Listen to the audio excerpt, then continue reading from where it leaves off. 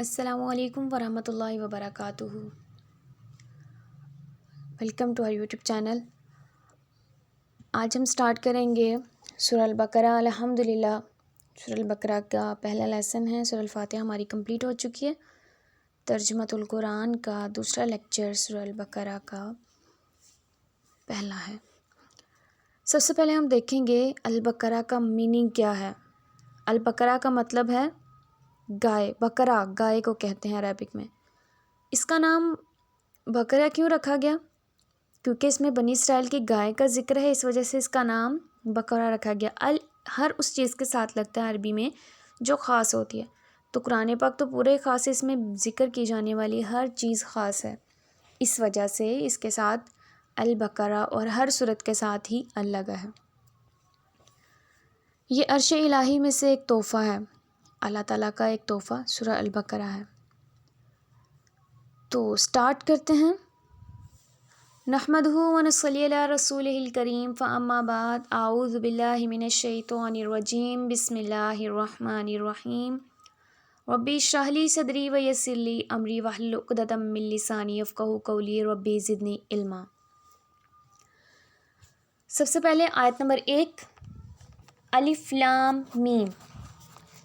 الف لام میم حروف مقطعات ہیں، اور حروف مقطعات سے اس آیت کا، اس سورہ کا سٹارٹ ہے۔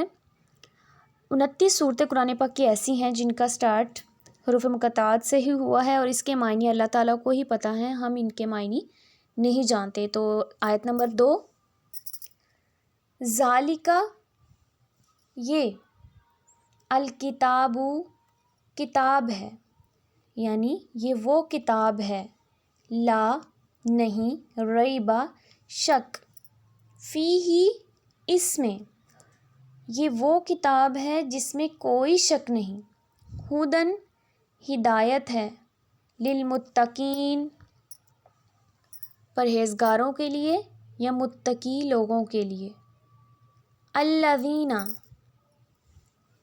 وہ لوگ، یؤمنون جو ایمان لائے، بالغیب غیب پر، اور یقیمون قائم کرتے ہیں، الصلاۃ نماز، الصلاۃ نماز، اور مما اس میں سے، رزقناہم جو ہم نے انہیں دیا، ينفقون خرچ کرتے ہیں، اور الذین وہ لوگ، یؤمنون جو ایمان لاتے ہیں، بما اس پر، انزل نازل کیا گیا، الیک آپ پر، وما اور جو، انزل نازل کیا گیا، من سے، قبلک آپ سے پہلے، من قبلک آپ سے پہلے،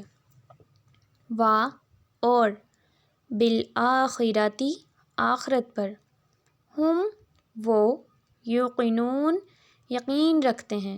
ہم کا میننگ وہ ہوتا ہے، ٹھیک ہے، لیکن یہ اکیلا ہم ہوگا تو اس کا میننگ وہ ہے، لیکن یہ کسی بھی دوسرے لفظ کے ساتھ آ جائے گا، جیسے ہم نے اوپر آیت میں پڑھا، آیت نمبر 3 میں، رزقناہم، رزقناہم آیت کے لفظ کے لاسٹ میں آیا، تو ہم اس میں کیا ظاہر کرتے ہیں، اشارہ کرتے ہیں ان کا، ان کی، ان کی طرف، انہیں، ٹھیک ہے، تو یہ اشارے کے طور پہ یوز ہوتا ہے، لیکن اکیلا ہم ہوگا تو اس کا میننگ ہے ہم۔ اب اس کی بریفلی تھوڑی سی تفسیر دیکھتے ہیں کہ البقرہ، سورہ البقرہ کے سٹارٹ میں اللہ تعالیٰ ہمیں کیا فرما رہے ہیں۔ اللہ تعالیٰ ہمیں بتا رہے ہیں، سب سے پہلے تو قرآن پاک کی حقانیت کے بارے میں بتایا گیا ہے، ٹھیک ہے، کہ قرآن پاک میں کوئی شک نہیں ہے۔ قرآن پاک کا ایک وصف ہے نا، وصف بیان کیا گیا، ایک صفت ہے قرآن پاک کی کہ اس میں کوئی شک نہیں ہے۔ شک اس چیز میں ہوتا ہے نا جس کی حقانیت میں کوئی دلیل ہی موجود نہ ہو، جبکہ قرآن تو اپنے اندر واضح دلیلیں رکھتا ہے جو عقلمند انسان کو مجبور کر دیتی ہیں کہ یہ کتاب حق ہے، اس کو سمجھ آ جاتی ہے کہ یہ کتاب ہدایت ہے، ٹھیک ہے، لیکن اللہ تعالیٰ نے ساتھ ہی واضح کر دیا کہ یہ کس کے لیے ہدایت ہے، پرہیزگاروں کے لیے، یعنی متقی لوگوں کے لیے، ٹھیک ہے۔ اس میں ہمیں صاف صاف بتا دیا گیا کہ یہ کس کے لیے ہدایت ہے؟ متقی لوگوں کے لیے۔ اب سیکنڈ والی آیت میں دیکھتے ہیں، الذین یؤمنون، جو ایمان لاتے ہیں بالغیب، غیب پر، ویقیمون الصلاۃ۔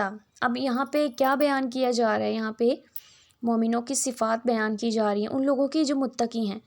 اوپر متقی لوگوں کا ذکر تو ہوا، لیکن ان کے صفات نیچے بیان کی گئی ہیں کہ کون کون سی ہے۔ سب سے پہلی صفت، وہ ایمان لاتے ہیں۔ دوسری صفت، وہ نماز قائم کرتے ہیں۔ تیسری صفت ہم بیان کریں گے کہ وہ کیا کرتے ہیں؟ رزق میں سے خرچ کرتے ہیں۔ 3 صفات اوپر آیت نمبر 3 میں 3 صفات بیان کی گئی مومنوں کی، متقی لوگوں کی۔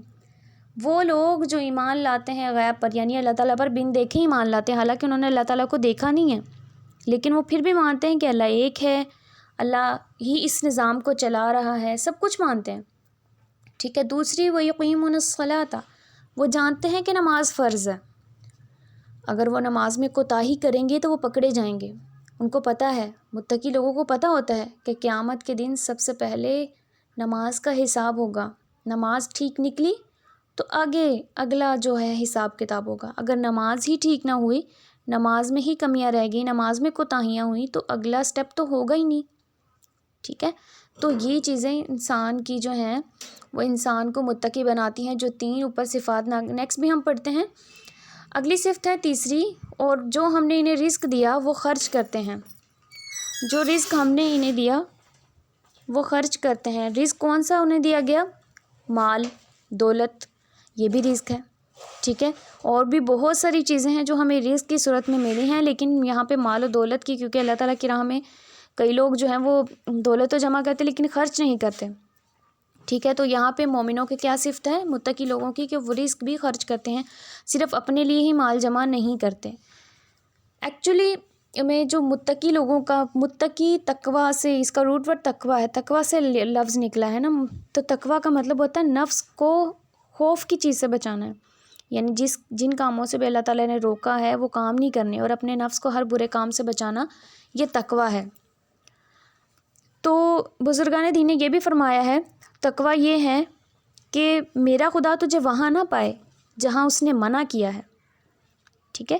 ایک اور روایت ہے، حضرت انس رضی اللہ تعالیٰ عنہ سے روایت ہے کہ محمد صلی اللہ علیہ وآلہ وسلم نے فرمایا، تمہارا رب فرماتا ہے کہ اس بات کا مستحق میں ہی ہوں کہ مجھ سے ڈرا جائے، اور جو مجھ سے ڈرے گا میری شان یہ ہے کہ میں اسے بخش دوں۔ سبحان اللہ و بحمدہ، سبحان اللہ العظیم۔